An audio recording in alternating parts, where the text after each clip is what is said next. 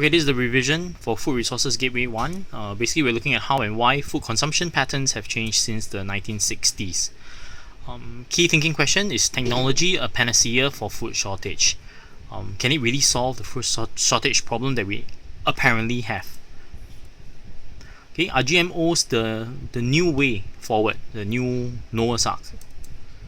In Singapore, we do have vertical farmings. We do have quite a significant amount of land comparatively that is set aside for vertical farming.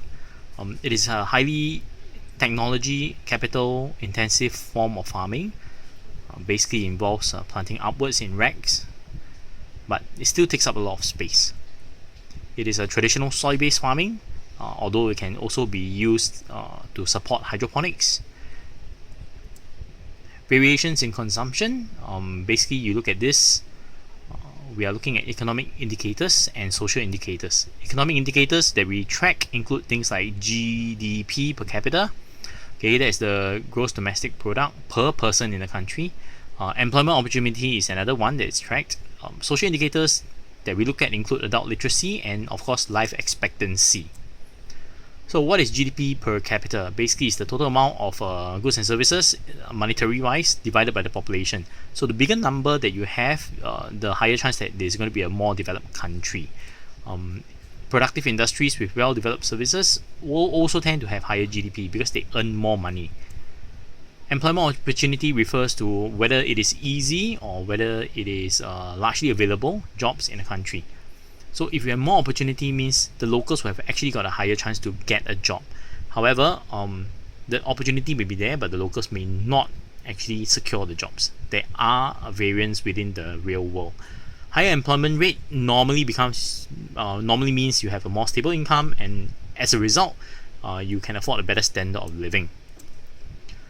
Adult literacy rate, what we're looking at here is basically the percentage of people above 15 who can read and write. Higher literacy rate generally means your workers are more skilled, and as a result, they are able to earn more money because they command a higher wage.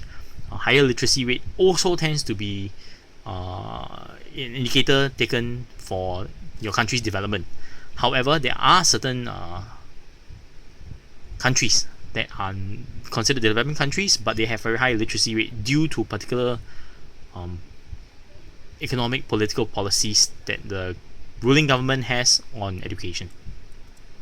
Life expectancy is the average number of years a person is born in that country is expected to live. Several factors interfere with your life expectancy. The level of healthcare, the water, the sanitation, food supply, your overall living conditions. These are all things that can in total affect your average number of years that you can live. War, disease, poverty also lowers life expectancy. However, these tend to target a particular group within the society, and henceforth, if you look at their population pyramids, you will see sudden falls in certain sectors, especially for war. Examples include developed countries, examples like Australia, Japan, South Korea, US, Singapore. Please use the common ones.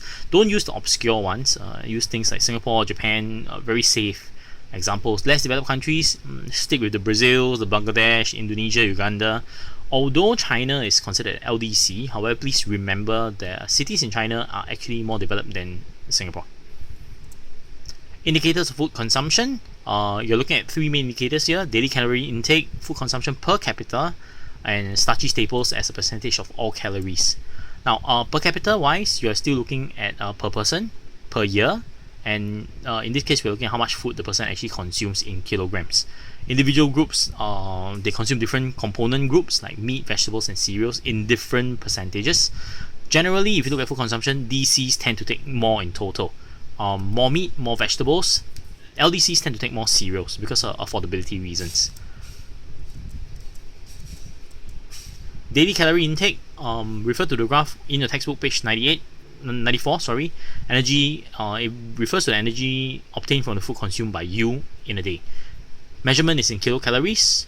On average, we need 2,586 to survive. Okay, if you eat beyond this, it will be stored as fat unless you exercise it away. Generally, since the 60s, LDC and DC, we have increased the daily calorie intake. Starchy staples basically are the food components that hold carbohydrates. Okay, energy giving component. In LDCs where you have a high energy source requirement for certain jobs, unskilled labor, you're in mining, you're in factories, you're farming, you tend to need a lot more starchy staples. Service and tertiary industries, they do not need a large percentage of these carbohydrates. LDCs do consume more cereals and grains as a result of this because they have a higher requirement for the starchy staples. The end.